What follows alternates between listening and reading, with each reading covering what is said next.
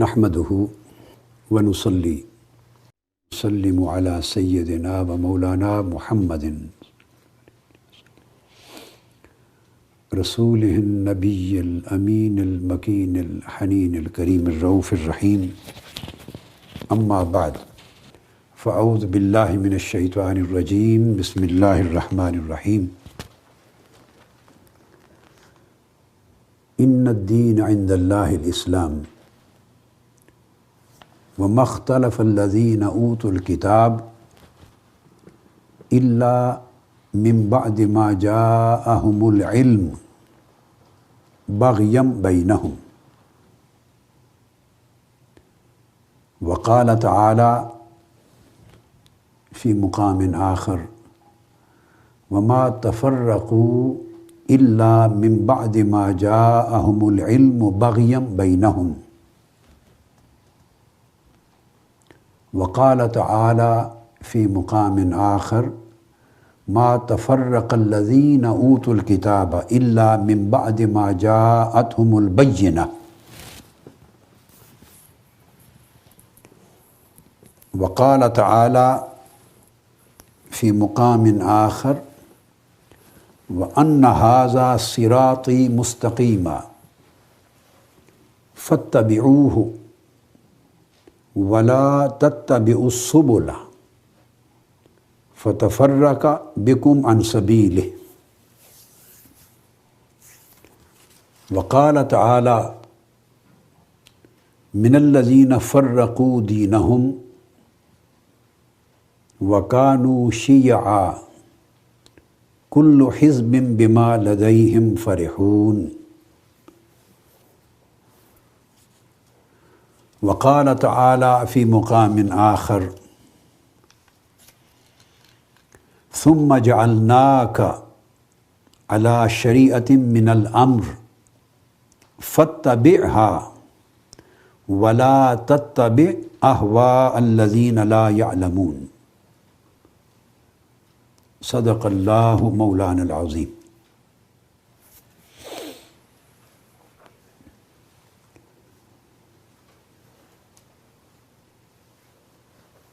معزز خواتین و حضرات، طلباء و طالبات، سامعین و سامعات اور ناظرین و ناظرات، اللہ رب العزت کا شکر ہے جس کی توفیق سے ہم نے عقائد صحیحہ کے موضوع پر قرآن و سنت کی روشنی میں ایک سلسلہ وار گفتگو شروع کی ہے. اس سلسلہ وار گفتگو کا مقصد یہ ہے کہ ہم عقائد کے باب میں صحیح اور سقیم کا امتیاز کر سکیں، درست اور غلط میں تفریق کر سکیں، اور اس حوالے سے ہم ابتدائی طور پر قرآن و سنت سے حاصل ہونے والی اس میتھڈولوجی پر گفتگو کریں گے اور اس میتھڈولوجی کو اسیس کریں گے قرآن اور حدیث کی روشنی میں، جس کے ذریعے ہم مقصود کو پا سکیں اور صحیح اور غلط میں واضح فرق قائم کر سکیں. اس باب میں نے پچھلی نشست میں بعض احادیث نبوی کو بیان کیا تھا. ان میں متفق علیہ بھی تھی، یعنی صحیح بخاری اور صحیح مسلم میں روایت کی گئی حدیث، اور صحاح ستہ میں سنن ابی داؤد اور سنن ترمذی اور سنن نسائی اور دیگر کتب صحاح سے بھی احادیث صحیحہ کو میں نے روایت کیا،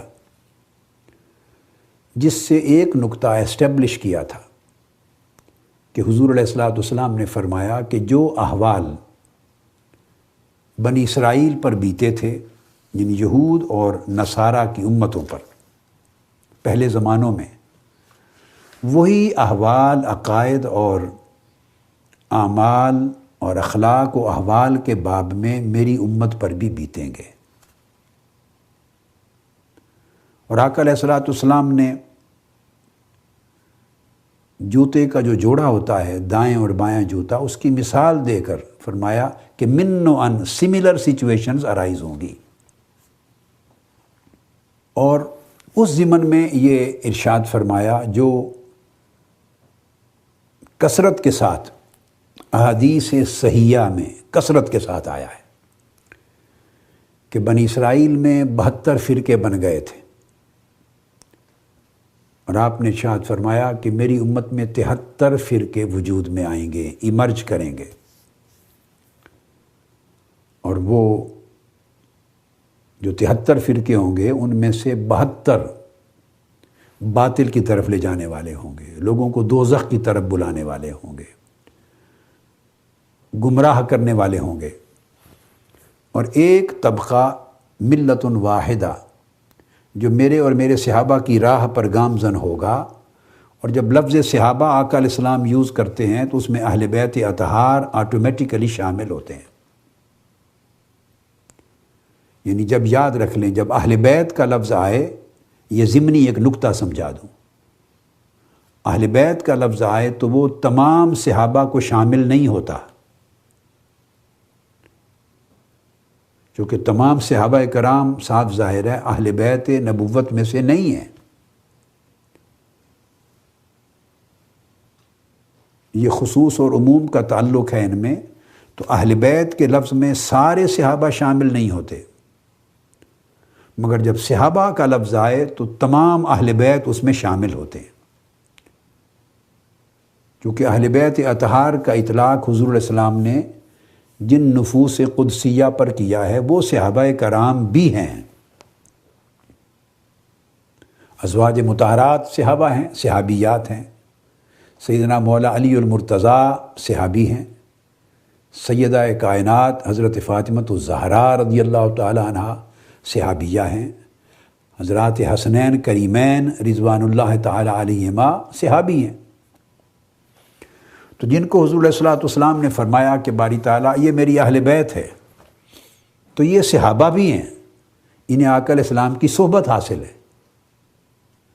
تو جب لفظ صحابہ آ گیا، ما انا علیہ و اصحابی،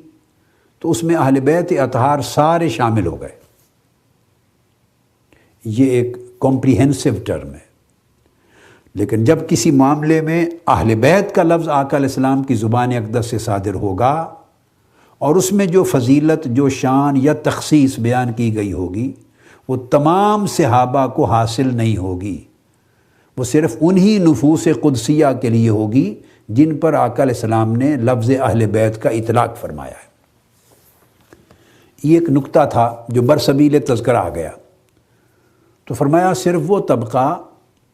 وہ جماعت، اور بعد میں اس کی تفصیل آئے گی جسے حضور علیہ السلام نے سواد اعظم قرار دیا کہ میری امت کا اکثریتی طبقہ ہے، اکثریتی گروہ ہے، ما انا علیہ و اصحابی، وہ میرے راستے پر اور میرے جمی صحابہ کرام کے راستے پر گامزن ہوں گے، وہ حق پر ہوں گے۔ تو گویا 73 فرقوں کا وجود میں آنا، اس کا بھی بیان کیا، اور اس کو بھی تمثیل اس کی دی بنی اسرائیل کے 72 فرقوں کے ساتھ۔ سو یہاں پر میں نے گفتگو ختم کی تھی کہ جب اتنے فرق، اتنے مسالک، اتنے مکاتب فکر، اتنے گروہ، اتنے فکری، علمی اور اعتقادی طبقات وجود میں آ جائیں گے، اور ہر کوئی وہی بولی بول رہا ہوگا، اسے بھی میں نے حدیث پاک سے بیان کیا تھا، بخاری اور مسلم کی متفق علیہ حدیث، کہ ہماری ہی بولی بول رہا ہوگا، یعنی ہر کوئی قرآن و سنت کی بات کرے گا، دین کی بات کرے گا، شریعت کا نام لے گا، اور قرآن و سنت کا حوالہ دے گا، اور اپنی دلیل بھی قرآن و سنت سے لے رہا ہوگا۔ تو یہاں پر ایک سوال پیدا ہوا کہ پھر کیسے پتہ چلے گا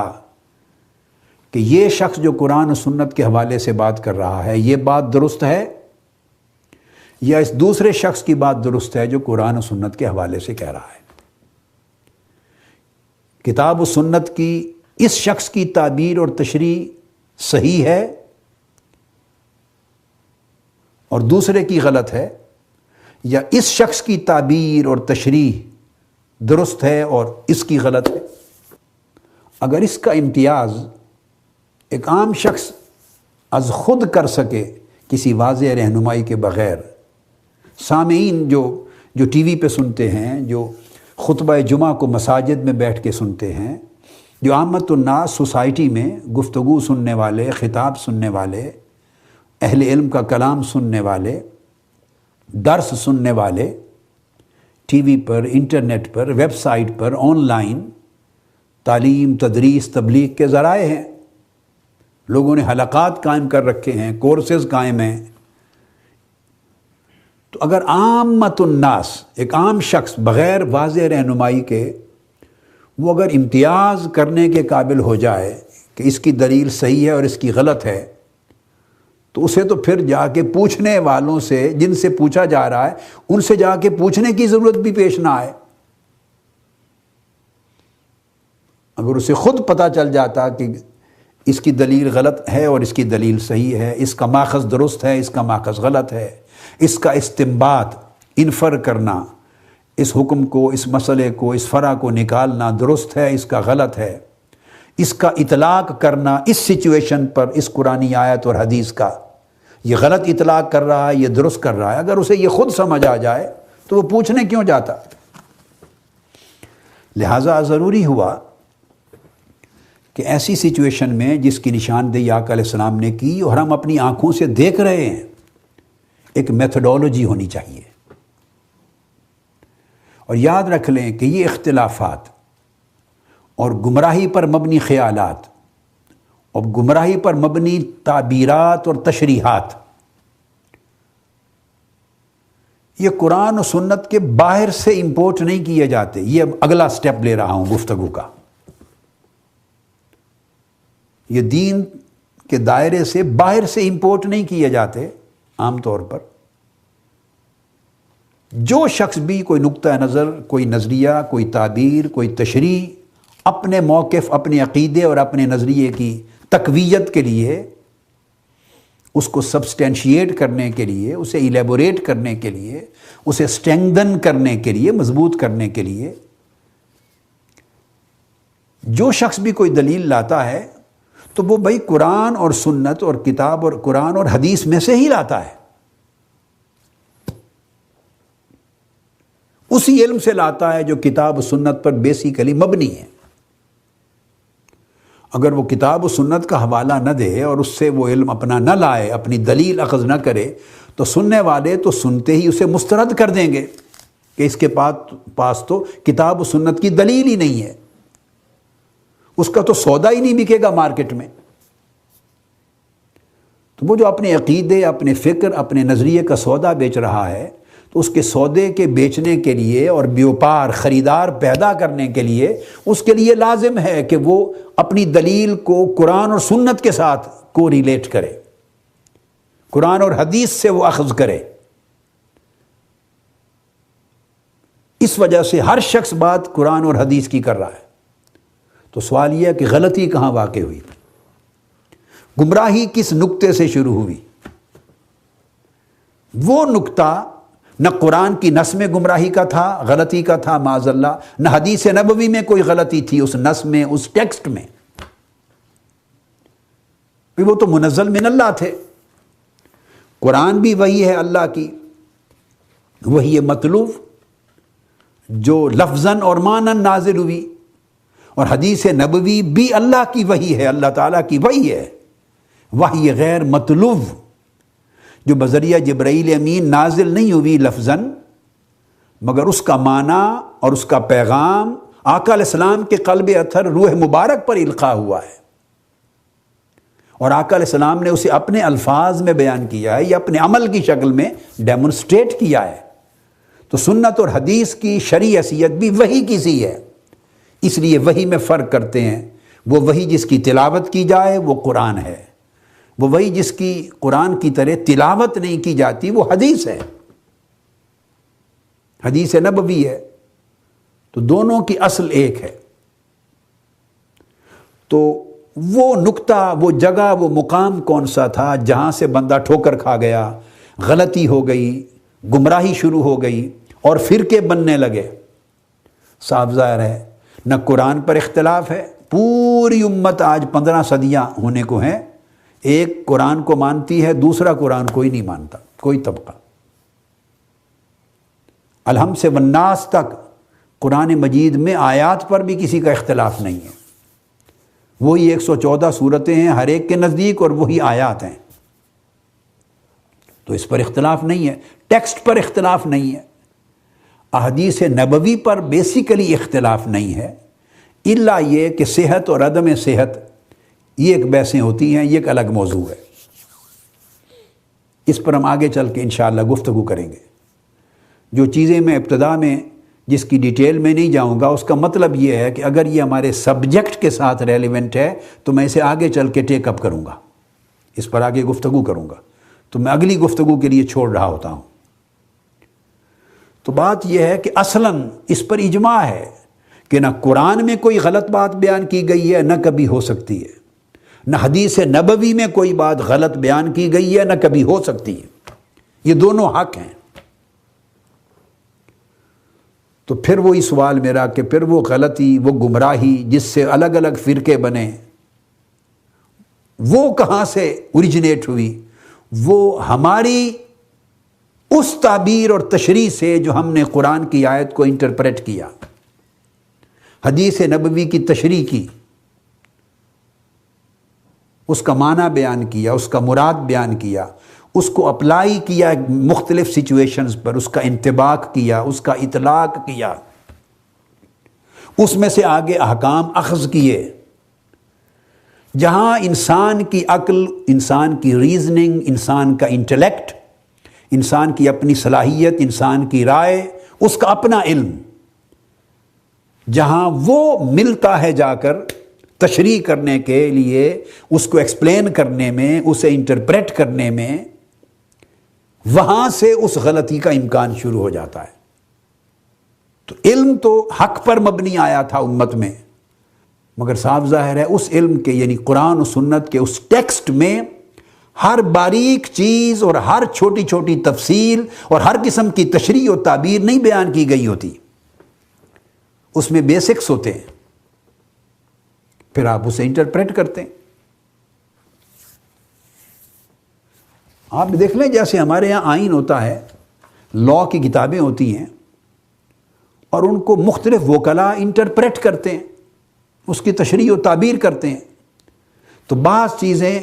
قرآن مجید کہتا ہے کہ محکمات میں ہوتی، بعض چیزیں کہ ان کو مزید انٹرپریٹیشن کی ضرورت نہیں ہوتی، بعض محکمات ہوتی ہیں آیات، اور بعض آیات قرآن مجید خود کہتا ہے متشابہات ہوتی ہیں۔ متشابہات کا معنی یہ ہے کہ اس ایک آیت میں مختلف، ایک سے زائد مختلف معنی کا احتمال ہوتا ہے، اشتباہ پیدا ہوتے ہیں کہ یہ معنی ہے، دوسرا کہتا ہے نہیں یہ معنی ہے، یہ ہو سکتا ہے، یہ بھی ہو سکتا ہے، یہ بھی ہو سکتا ہے، کئی احتمالات ہوتے ہیں، کئی اشتباہ، سملر معانی ایک دوسرے سے اس میں سے اخذ ہو سکتے ہیں، اس اشتباہ کی وجہ سے ان آیات کو متشابہات کہتے ہیں۔ اب یہ میں آپ کو وہ پوائنٹ سمجھا رہا ہوں کہ کہاں سے اس غلطی کا، گمراہی کا یا غلط اعتقادی کا آغاز ہوتا ہے۔ یہ سورہ آل عمران ہے، اس کی آیت نمبر 7 ہے۔ میں نے حوالہ تو دے دیا اپنی گفتگو میں، مگر آیت کریمہ سن لیجئے۔ ارشاد فرمایا اعوذ باللہ من الشیطان الرجیم هو الذی انزل علیک الکتاب، وہی ہے اللہ رب العزت کی ذات جس نے تم پر کتاب نازل فرمائی۔ اب میں اس کو اینالائز کر رہا ہوں، تو آپ نے دیکھا کتاب نازل فرمائی، یہاں تک اختلاف امت کو نہیں، اور یہ کتاب کا نازل ہونا، قرآن کا وجود، اعوذ باللہ من الشیطان الرجیم الف لام میم ذالک الکتاب لا ریب فیہ ھدی للمتقین، اس کے کتاب الہی ہونے میں کوئی شک نہیں، اور یہ متقین کے لیے ہدایت ہے۔ تو یہ بنائے اختلاف یا بنائے گمراہی، بنائے دلالت نہیں ہو سکتی، حق ہے۔ اس کے بعد فرمایا منہ آیات محکمات، اس قرآن میں کچھ آیتیں ایسی ہیں جو محکم ہیں، آیات محکمات ہیں۔ اب محکم آیات کا معنی یہ ہے کہ یہ آیات اپنے ظاہری الفاظ اور معنی میں بھی کلیئر ہیں، اپنی ظاہری الفاظ میں بھی کلیئر ہیں اور واضح ہیں، اور اپنے معنی میں بھی کلیئر اور واضح ہیں۔ ان میں دو معنی کا اشتباہ نہیں ہوتا، ظاہراً بھی باطناً بھی، لفظاً بھی معناً بھی کلیئر ہیں۔ تو فرمایا اللہ رب العزت نے خود کہ قرآن مجید میں کچھ آیات منہ ایسی ہیں جو محکمات ہیں، جن میں ظاہری لفظی بھی اور معنوی بھی کلیئرٹی اتنی ہے کہ ایمبیگوٹی پیدا ہونے کا بھی امکان نہیں رہتا، شبہ پیدا نہیں ہوتا، اشتباہ نہیں ہے۔ اور فرمایا وَأُخَرُ مُتَشَابِهَاتٌ، اور اسی طرح اور یہ جو آیات ہیں ہن ام الکتاب، پہلی جو محکمات تھی، فرمایا یہ کتاب کی بنیاد ہیں، یعنی جو اساسی عقائد ہیں، عقائد بھی، اساسی عقائد بھی، اساسی احکام بھی، اساسی مصالح بھی، اساسی اخلاق بھی، اساسی تعلیمات بھی، جتنے فنڈامنٹلز ہیں، فنڈامنٹلز قرآن مجید کی تعلیمات میں جو فنڈامنٹلز ہیں، ان کی بنیاد ان آیات محکمات پر ہے۔ اور وہ اخر متشابہات، اور فرمایا اسی طرح دوسری قسم اور آیتوں کی بھی ہے، اور وہ متشابہات ہیں۔ اب دیکھ لیجئے، یہ آپ نے اور ہم نے نہیں پیدا کی سچویشن، یہ اللہ رب العزت نے قرآن مجید کو نازل اس طرح کیا۔ اور متشابہات کا مطلب یہ ہے کہ الفاظ تو ان کے بڑے کلیئر ہیں، الفاظ میں تو کوئی دوسری گنجائش نہیں ہوتی نا، مگر ان کے الفاظ کے معانی میں کئی احتمالات، کئی پروبیبلٹیز ہیں، کئی پاسبلٹیز ہیں، اور کئی اشتباہ ہیں، ان کے کئی معنی آپس میں ملتے جلتے ہیں، سملر ہیں، جس سے بندے کو مغالطہ لائق ہو سکتا ہے کہ اس کا یہ معنی ہے، دوسرا کہہ سکتا ہے کہ یہ اس کا اطلاق اس پر ہے، اس کا احتمال یہ بھی ہے، اس کا یہ بھی پاسبلٹی ہے۔ تو اس کے اندر پروبیبلٹیز اور پاسبلٹیز کا بہت سارا سپیس ہے، بہت ساری روم ہے، بہت ساری گنجائش ہے۔ اور پھر ارشاد فرمایا اس میں اللہ رب العزت کی صفات سے متعلق بہت سی آیات ہیں اور بہت سے احکام ہیں آگے۔ تو ارشاد فرمایا فَأَمَّا الَّذِينَ فِي قُلُوبِهِمْ زَيْغٌ فَيَتَّبِعُونَ مَا تَشَابَهَ مِنْهُ، سو جن لوگوں کے دلوں میں کجی ہے۔ اب یہ ایک آیت، کہاں سے فرقے پیدا ہوتے ہیں، کس طرح پیدا ہوتے ہیں، کیسے گمراہیاں جنم لیتی ہیں، اس آیت کریمہ کے اندر ایک ایک لفظ جو آگے بڑھتے جا رہے ہیں وہ فاؤنڈیشنز دے رہی ہے۔ یہ آیت سمجھا رہا ہے یہ قرآن اس آیت کریمہ کے ذریعے کہ کس طرح تفرق پیدا ہو سکتا ہے، سبل، ایک کی بجائے کئی راستے پیدا ہو سکتے ہیں۔ فرمایا جن لوگوں کے دلوں میں ٹیڑھ ہے، کجی ہے۔ اب یہاں سے یہ بھی پتہ چل گیا، میں نے کہا کہ جہاں تک قرآن کا ٹیکسٹ تھا وہاں تک کوئی وجہ اور سبب گمراہی کا نہیں تھا، اور جہاں تک حدیث نبوی ہے، چونکہ میں نے عرض کیا کہ وہ بھی وحی الہی ہے، غیر مطلوب، تو اس کے ٹیکسٹ میں بھی کوئی گمراہی کا سبب نہیں ہو سکتا قرآن مجید ہی کی طرح، کیونکہ اس کی حقانیت پر بھی قرآن مجید ہی کی حفاظت ہے، اللہ کی وحی کی، اور خود اللہ رب العزت کی حفاظت ہے، اور اللہ کے نبی کی نبوت اور رسالت اور ختم نبوت کی حفاظت ہے۔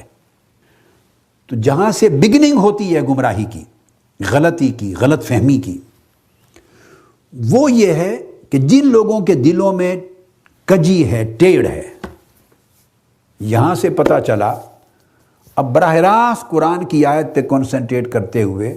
کہ یہاں اس آیت کے اس ٹکڑے سے پتہ چلا کہ لوگوں کی دو قسمیں ہوں گی.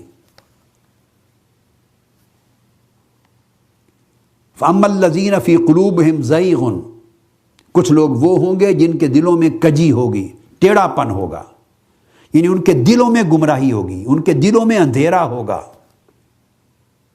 ان کے دل زنگ آلود ہوں گے، ان کے دلوں میں صفائی نہیں ہوگی، روشنی نہیں ہوگی، طہارت نہیں ہوگی، نور نہیں ہوگا، صفائی نہیں ہوگی.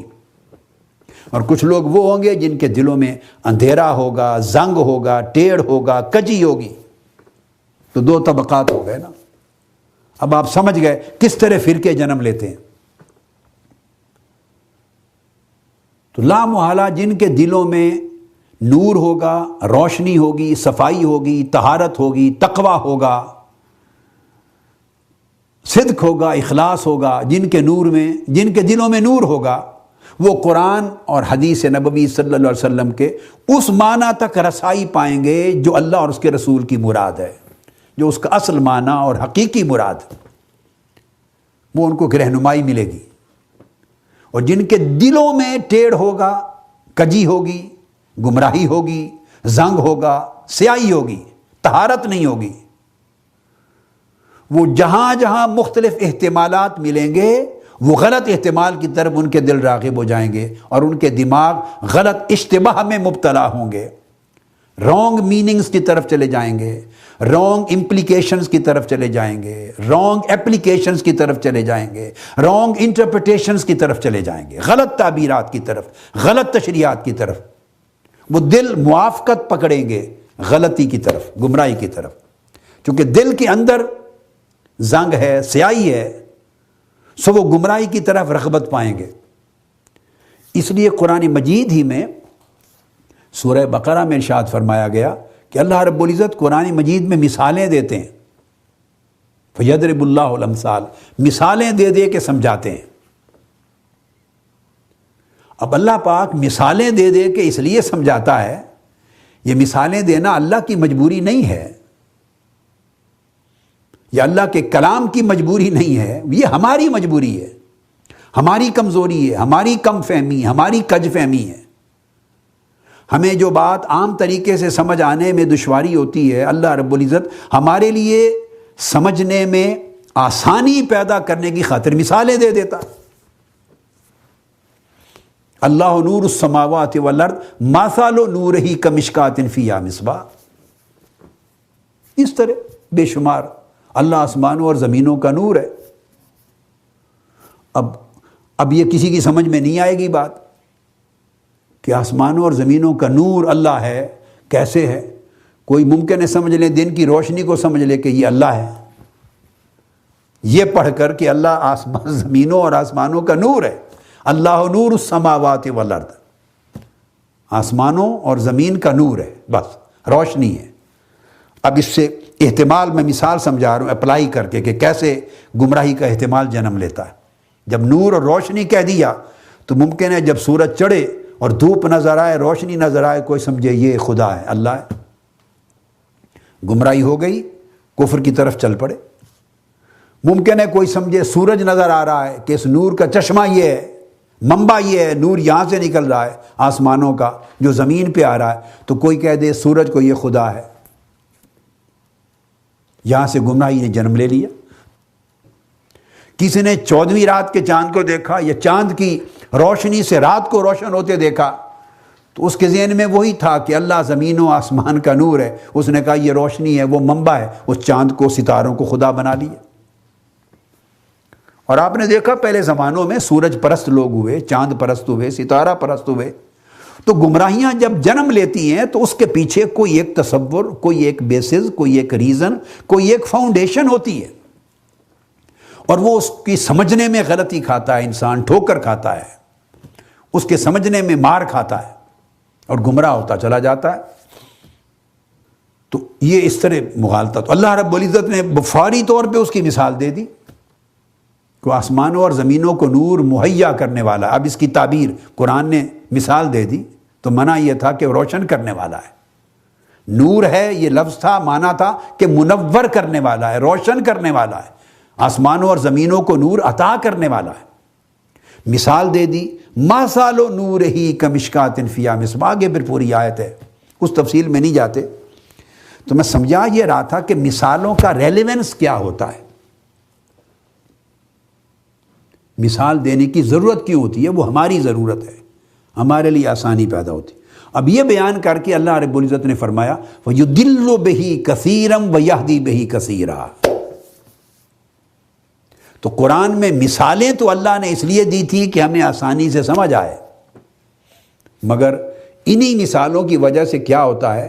بہت سے لوگ ہیں جن کو یہ مثالیں گمراہ کر رہی ہیں، جو انہی مثالوں کو پڑھ کے گمراہ ہو گئے، جنہوں نے اس کے فقط ظاہری معنی کو لے لیا اور اس کی تہ میں نہ گئے، اس کی حقیقی اطلاق پہ نہ گئے۔ یہ کون لوگ تھے؟ جن کے دلوں میں ٹیڑھ تھا، کجی تھی، زنگ تھا، اندھیرا تھا، ظاہری لفظ لے لیے، ظاہری معنی لیا، گمراہ ہو گئے۔ تو قرآن پڑھ کے گمراہ ہوئے، یہ خود قرآن بتا رہا ہے۔ قرآن پڑھ کے، قرآن کے ذریعے سے وہ لوگ خود گمراہ ہو گئے۔ کیوں؟ کہ ان کے من میں کجی تھی، زنگ تھا، ٹیڑھ تھا دل میں۔ وَيَهْدِي بِهِ كَثِيرًا، اور بہت سے لوگ اسی قرآن سے، قرآن کو پڑھ کر ہدایت بھی پاتے ہیں۔ تو یہ کبھی خیال نہ کریں کہ معاذ اللہ قرآن گمراہ کرنے والا ہے، نہیں، قرآن تو بھئی ایک شفاف پانی کی بارش کی طرح، جو بارش آسمان سے اترتی ہے، موسلا دھار بارش ہوتی ہے، صاف اور شفاف پانی ہوتا ہے۔ تو قرآن اللہ کے نور کا، اللہ کے فیض کا، اللہ کی طرف سے علم حق کا، ہدایت کا کی ایک بارش ہوتی، مگر وہ بارش اگر صاف ستھری زمین پہ پڑتی ہے، جس کے اندر پہلے سے محنت کر کے کسی نے ہل چلایا ہوتا ہے، بیج بویا ہوتا ہے، کھاد وغیرہ دی ہوتی ہے یا بعد میں دیتا ہے، جس پر محنت ہوئی ہوتی ہے، یعنی اس زمین کا سینہ، اس زمین کا دل صاف کیا گیا ہوتا ہے، کجی سے، گند سے، غلاظت سے پاک کیا گیا ہوتا ہے، تو اس پر بارش جب گرتی ہے تو اس میں سے سبزی اگتی ہے، گھاس اگتا ہے، پھل پھول اگتے ہیں، باغات اگتے ہیں، چمن بن جاتے ہیں۔ وہی بارش ایسی زمینوں پر اگتی ہے جہاں زمین میں غلاظت ہے، لوگوں نے غلاظت کے ڈھیر بنا رکھے ہیں، اس زمین کے اندر غلاظت ہے، اس پر بھی وہی بارش پڑتی ہے، تو وہاں سے تعفن جنم لیتا ہے، بیماریاں جنم لیتی ہیں، بدبو پھیلتی ہے اطراف میں۔ تو بولیے بارش کا تو کوئی قصور نہیں، بارش تو اللہ کا فیض تھا، بارش تو اللہ کا کرم تھا۔ خرابی یا اچھائی اس زمین کے سینے کی تھی، جس زمین کا سینہ صاف تھا، اس نے اس فیض کو لے لیا اور خوشبو بن گئی اور ہریالی بن گئی اور باغات بن گئے۔ جس زمین کے سینے میں گندگی تھی، غلاظت تھی، اس سے بیماریوں نے جنم لیا، تعفن نے جنم لیا اور ہر طرف بدبو پھیل گئی۔ بالکل قرآن مجید کی آیات بھی بارش کی مانند انسان کے قلب و روح پر اترتی ہیں، اور ان آیات کریمہ کے اندر جو محکمات و متشابہات دونوں آیتیں ہیں اللہ کی، دونوں اللہ کا کلام ہے، ان کے اندر فیوزات ربانیہ اترتے ہیں، انوار الہیہ اترتے ہیں، ہدایت پر مبنی تعلیمات اترتی ہیں، خیر اترتی ہے، نفع اترتا ہے، روشنی اترتی ہے، بارش کی طرح فیض اترتا ہے۔ مگر ہمارے دل کی، ہم میں سے بعضوں کے دل کی زمین صاف ستھری ہوتی ہے، سو وہ ہدایت پا جاتے ہیں، اور بعضوں کے دل کی زمین غلاظت اور گندگی سے بھری ہوتی ہے، وہ گمراہ ہو جاتے ہیں، وہاں سے گمراہی کا تعفن جنم لیتا ہے۔ اب آپ بڑی آسانی سے سمجھ گئے کہ کس طرح بعض اوقات لوگ کہتے ہیں جی کیا کریں، وہ بھی قرآن پڑھ رہا ہے، یہ بھی قرآن پڑھ رہا ہے، وہ بھی حدیث کی بات کرتا ہے، یہ بھی حدیث کی بات کرتا ہے، کس کی مانیں؟ بھائی سب زمین پہ وہی بارش اترتی ہے، ستھری زمین کی طرف جاؤ جہاں باغات بنیں گے، اسی بارش کے نتیجے میں آپ گندی تعفن والی زمین کی طرف نہیں جاتے جہاں سے بیماریوں نے جنم لینا ہے۔ سو دلوں اور سینوں کی زمینوں میں بھی فرق ہے۔ پھر وہ زمین ستھری کیسے ہوتی ہے دل کی، اور دل کی زمین غلاظت بھری کیسے بنتی ہے، اس کی رہنمائی بھی قرآن و سنت نے، اللہ اور اس کے رسول نے کر دی ہے، اس راہ پر چلنا ہے۔ اس لیے حضور علیہ الصلوۃ والسلام کہ جب فرائض نبوت کا بیان آیا ہے قرآن مجید میں تو ارشاد ہوتا ہے یتلو علیکم آیاتنا ویزکیکم ویعلمکم الکتاب والحکمہ ویعلمکم ما لم تکونوا تعلمون۔ اس میں ارشاد ہوتا ہے کہ یہ تمہارے اوپر ہماری آیتیں تلاوت کرتے ہیں اور تمہارے قلوب کا، نفوس کا، قلب و باطن کا تزکیہ کرتے ہیں رسول پاک صلی اللہ علیہ وآلہ وسلم اپنی نگاہ کرامت سے، اپنی صحبت کے فیض سے، اپنی قربت کے فیض سے، اپنی تربیت کے فیض سے تزکیہ کرتے ہیں۔ Purification of your inner selves, purification of your minds, purification of your hearts, purification of your souls. یزکیکم، 4 مرتبہ یہ آیت آئی، باقی جگہوں پر یزکیہم، یتلو علیہم آیاتہ ویزکیہم، 4 مرتبہ یہ آیت آئی ہے قرآن مجید میں۔ یہ پورا فینومینا بیان ہوا ہے، پوری پرائورٹیز بیان ہوئی ہیں، پورا ایک میتھوڈولوجی بیان ہوئی ہے۔ دل کا، نفس کا، قلب و باطن کا، سینے کا تزکیہ کرتے ہیں۔ تمہارے من کے اندر جو میل کچیل ہے، جو کجی کا باعث بنتی ہے، ٹیڑھا پن پیدا کرتی ہے، بغض و عناد پیدا کرتی ہے، گندگی اور غلاظت پیدا کرتی ہے، جو من اور قلب اور باطن میں اندھیرا پیدا کرتی ہے، جس سے گمراہی جنم لے گی، تو قرآن پڑھ کے بھی تم گمراہی ہوتے چلے جاؤ گے، چونکہ تمہارے دل و دماغ کی زمین اور قرآن کے نور کا آپس میں جوڑ نہیں بن سکا۔ تمہارے دل قرآن کے نور کو ریسیو کرنے کے قابل نہیں بن سکے،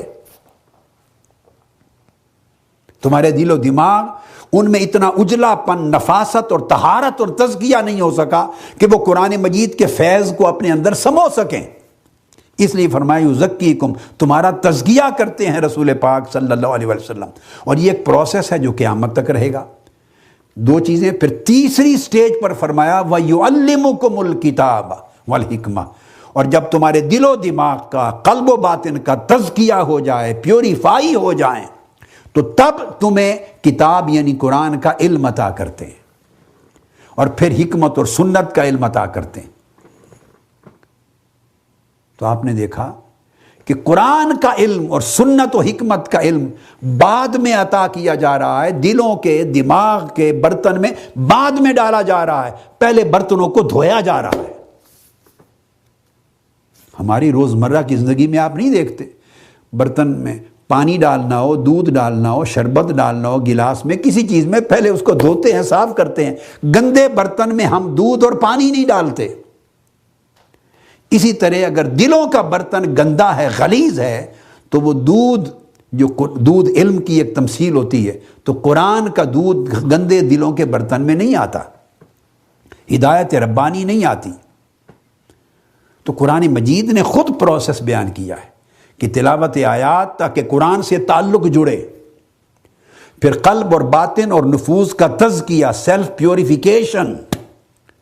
اس کے لیے ایک ریاضت چاہیے، ایک سٹرگل چاہیے، مجاہدہ چاہیے۔ اور ہم لوگ جب مجاہدہ کیے بغیر علم کی طرف جاتے ہیں تو ہزارہا امکانات بڑھ جاتے ہیں زندگی میں گمراہ ہونے کے۔ یاد رکھ لیں، فقط علم میں کوئی گارنٹی نہیں لکھی ہوئی ہدایت ہو یافتہ ہونے کی، خود قرآن مجید نے بیان کر دیا۔ فقط علم حاصل کرنے میں، خواہ وہ قرآن مجید کا علم، تفسیروں کو پڑھیں، احادیث کی تشریح کو پڑھیں، فقہ کی کتابیں پڑھیں، یا سائنس کو پڑھیں، یا سوشیالوجی کو پڑھیں، یا آرٹس کو پڑھیں، علم جو بھی پڑھیں، محض علم کے اندر ہدایت کی گارنٹی نہیں ہے۔ آپ اس سے ہدایت بھی پا سکتے ہیں، شعور کے، صحیح شعور کے راستے بھی کھول سکتے ہیں، آپ گمراہ بھی ہو سکتے ہیں۔ تو ضروری یہ ہے کہ پہلے اس قلب اور باطن کو اور اس دماغ کو درست کیا جائے، اس کو صفائی ستھرائی دی جائے، اس کو غلاظت سے، اندر کے میل کچیل سے پاک کیا جائے، تب کھڑکی کھلے گی، ایک نور باطن پیدا ہوگا۔ اس نور باطن جو قلب کے اندر آئے گا وہ نور قرآن کے ساتھ جوڑ پیدا کرے گا، ایک ربط ہوگی، ایک مناسبت بنے گی ان کی مناسبت، اور اس مناسبت کی وجہ سے پھر قرآن کی ہدایت کے چشمے جاری ہو جائیں گے۔ اور اگر یہ پروسیس نہیں ہوا پیوریفیکیشن کا، تزکیہ کا، تو پھر وہ جو دل و بہی کثیرہ، اسی قرآن کو پڑھ کے بہت سے لوگ گمراہ ہوتے ہیں اور بہت سے ہدایت پاتے ہیں۔ یہ گمراہ ہونے والوں اور ہدایت پانے والوں میں یہ فرق ہوتا ہے۔ قرآن مجید نے ایک اور جگہ بھی فرمایا، افمن شرح اللہ صدرہ للاسلام فہو علی نور من ربہ، جس کا سینہ ہم اسلام کے لیے کھول دیتے ہیں، جس کا سینہ ہم اسلام کے لیے، اللہ جس کا سینہ اسلام کے لیے کھول دیتا ہے، اللہ رب العزت جس کے سینے، جس کو شرح صدر عطا کرتا ہے اسلام کے لیے، فہو علی نور من ربہ، وہ اللہ کی طرف سے نور پر قائم ہو جاتا ہے۔ یعنی اس کے قلب، سینے کے کھل جانے کا مطلب یہ ہے کہ اللہ رب العزت کی طرف سے اس کو نور عطا ہوتا ہے، وہ نور اس کے قلب و باطن کو روشن کر دیتا ہے، منور کر دیتا ہے، تاریکیوں کو دور کر دیتا ہے۔ تو وہ قلب اور باطن کی جو اندر نور ہے، روشنی ہے، وہ روشنی مناسبت پیدا کرتی ہے، تعلق پیدا کرتی ہے قرآنی مفاہیم کے انوار کے ساتھ، قرآنی آیات کے انوار کے ساتھ، قرآنی مطالب اور معارف کے نور کے ساتھ، قرآنی ہدایت کے نور کے ساتھ۔ جب تک آپ وہ مناسبت پیدا نہ کریں،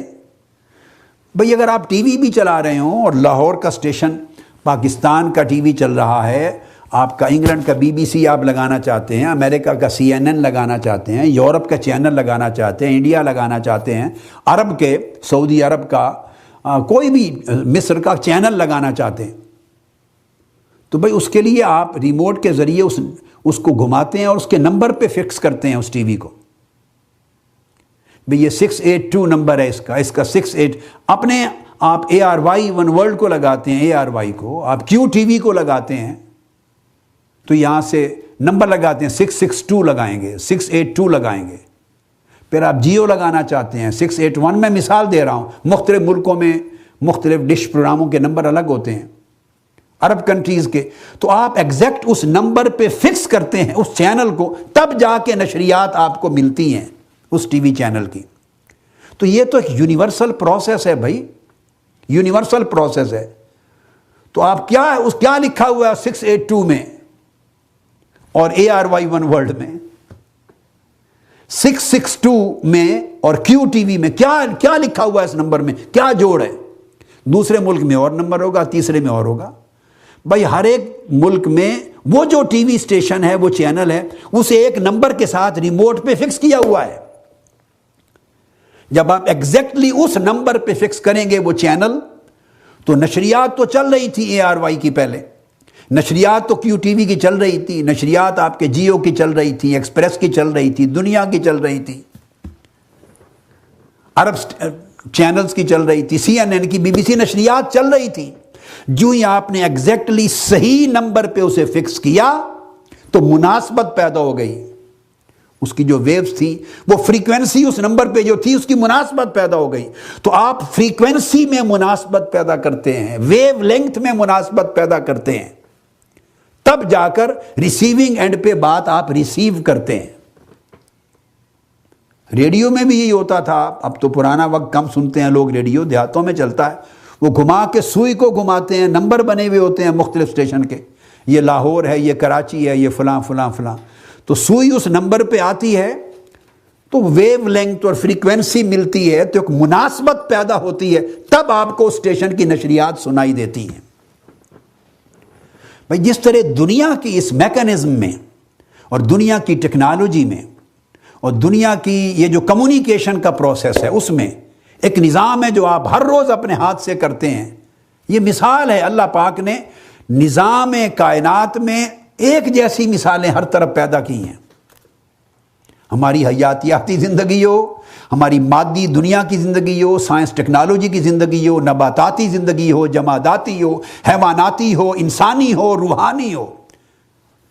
اصول اس وحدہ لا شریک نے ایک جیسے وحدت کے ساتھ پیدا کی ہیں۔ تو اسی طرح قرآن اور حدیث کا جو نور ہے اور ہدایت ہے، اس کے لینے کے لیے ایک مناسبت چاہیے۔ ویو لینتھ کی مناسبت چاہیے، ایک سملر فریکوینسی چاہیے، جہاں سے نور قرآن کا آ رہا ہے اسی نور کے ساتھ آپ کے دل کے نور کا بھی ایک تعلق ہو، قلب و باطن میں کے اندر بھی ایک نور ہو۔ جب آپ کی وہ فریکوینسی ویو لینتھ ملے گی تو کمیونیکیشن بحال ہو جائے گی، آپ کو ہدایت مل جائے گی۔ اور اگر قرآن و سنت کا نور حاصل کرنے، ریسیو کرنے کے لیے آپ نے کنیکشن ہی نہیں جوڑا، اس کے ساتھ مناسبت ہی پیدا نہیں کی اپنے قلب و باطن کے اندھیرے اور زنگ اور سیاہی کی وجہ سے، تو آپ ریسیو نہیں کر سکتے۔ سو کمیونیکیشن کے اصولوں کے خلاف گئے آپ۔ یہ قرآن مجید نے بیان کیا اور فرمایا کہ یہ جو لوگ جن کے دلوں میں کجی ہے وہ اشتباہ والی متشابہات کی پیروی کرتے ہیں، اس لیے کہ اس سے فتنہ پروری پیدا کرتے ہیں۔ ابتغاء الفتنہ ما فیتبعون ما تشابہ منہ ابتغاء الفتنہ و ابتغاء تاویلہ، اس سے فتنہ پروری کرنا چاہتے ہیں اور اصل مراد اور معنی حاصل کرنے کی بجائے من پسند کے معنی لینا چاہتے ہیں، اس سے معنی۔ یہ قرآن کہہ رہا ہے ابتغاء الفتنہ اور ابتغاء التاویل، دو چیزیں بیان کی۔ یا فتنہ پروری چاہتے ہیں، اس کا ذکر ابھی میں قرآن مجید کی اور آیتوں پر آؤں گا انشاءاللہ، ہم اگلی نشست میں کریں گے اس کا تذکرہ۔ یا فتنہ پروری چاہتے ہیں یا اصل مراد کو چھوڑ کر من پسند کا معنی مراد لینا چاہتے ہیں، اس وجہ سے وہ متشابہات کی پیروی کرتے ہیں۔ اب اس کو ایگزیکٹلی آیات متشابہات پر ایک تو یہ لیا جائے اور ایک یہ کہ اس سے اصول اخذ کیا جائے، میتھڈولوجی کی طرف چلا جائے، سائنس اخذ کی جائے۔ وہ یہ کہ وہ آیات جن کی تفصیلات بیان نہیں کی گئیں، فروع بیان نہیں کی گئیں، مزید تشریح اور مزید تعبیر اور مزید تفصیل مطلوب ہے، اور وہ قرآن مجید میں نہیں، وہاں آپ اس کو اپنا مائنڈ اپلائی کرتے ہیں، احادیث نبوی کی روشنی میں دیکھتے ہیں، آثار دیکھتے ہیں، نہیں ملتے ٹیکسٹ اور نص تو پھر آپ اپنے فہم سے، اللہ کے دیے ہوئے فہم سے اس کو سمجھنے کی کوشش کرتے ہیں۔ جب یہ میٹر آ جاتا ہے کہ آپ سمجھنے کی کوشش کرتے ہیں تو ڈیپینڈ کرتا ہے وہاں کہ فتنہ پروری ہو رہی ہے اور اصل مراد سے ہٹ کر اپنے من پسند کا، اپنے مکتب فکر، عقیدہ اور مسلک اور فرقہ کی تائید میں معنی نکالا جا رہا ہے۔ اور ارشاد فرمایا اللہ رب العزت نے وما یعلم تاویلہ الا اللہ، اس کی اصل مراد جو ہے وہ اللہ کے سوا اور کوئی نہیں جانتا۔ والراسخون فی العلم، یا ان لوگوں کو نصیب ہوتی ہے یہ فہم اور اصل مراد تک رسائی جو علم میں رسوخ رکھتے ہیں۔ والراسخون فی العلم کا جو معنی ہے یہ بھی دو طریقے پر لیا گیا ہے، پہلے وقف کے ساتھ یا اس کے بعد وقف کے ساتھ۔ تو اللہ پاک اصل مراد تک ان لوگوں کو پہنچاتا ہے جنہیں رسوخ فی العلم عطا کیا ہے، جن کے دلوں کو معرفت میں کامل بنایا ہے، علم میں رسوخ اور پختگی عطا کی ہے۔ اور وہ کون ہیں؟ میں نے آپ کو بتایا جن کی ویو لینتھ اور جن کی فریکوینسی مالا اعلیٰ کے ساتھ مل گئی ہے، اس عالم لامکان کے ساتھ مل گئی ہے جہاں سے انوار قرآن اترے ہیں، انوار حدیث اترے ہیں، جس کی فریکوینسی بارگاہ نبوت کے ساتھ ایسی ملی اور بارگاہ الوہیت کے ساتھ ایسی ملی کہ قرآن کی انوار ریسیو کرنے کے قابل ہو گئے دل و دماغ، اور انوار نبوت اور انوار معانی بیان نبوت، انوار حدیث نبوت اخذ کرنے کے، اس روشنی کو اخذ کرنے کے قابل ہو گئے۔ ایسا رسوخ ان کو مل گیا۔ اور پھر آیت کو اللہ رب العزت نے ختم کیا یہاں پر وَمَا يَذَّكَّرُ إِلَّا أُولُو الْأَلْبَابِ، اور یہ جو نصیحت ہے صرف انہی لوگوں کو نصیب ہوتی ہے جن کو دانش ربانی عطا کی گئی ہے، جو اہل دانش ربانی ہیں، اولو الالباب ہیں۔ تو گویا ہر شخص اس کا کلیمنٹ نہیں ہے۔ سو بات آج کی نشست میں پھر یہاں ختم کر رہا ہوں، اور اگلی نشست جو ہے وہ ہم پھر قرآن مجید کی انہی آیتوں سے شروع کریں گے جن کو آج میں نے دوبارہ تلاوت کیا، اس کی روشنی میں اس کو ڈسکس کریں گے کہ وی نیڈ اے میتھڈولوجی، ایک سائنس چاہیے، میتھڈولوجی چاہیے، ایک اصول چاہیے، ایک قاعدہ اور ضابطہ چاہیے غلط اور صحیح میں فرق کرنے کا، اور قرآن و سنت کی صحیح تعبیر و تشریح اور غلط تعبیر و تشریح میں امتیاز پیدا کرنے کا۔ اسی امتیاز کا فہم نہ ہونے کی وجہ سے بہت سے لوگ دھڑا دھڑ قرآن کی آیتیں پڑھتے ہیں، غلط اطلاق کر کے قوم کو گمراہ کر رہے ہیں۔ حدیثیں پڑھتے ہیں،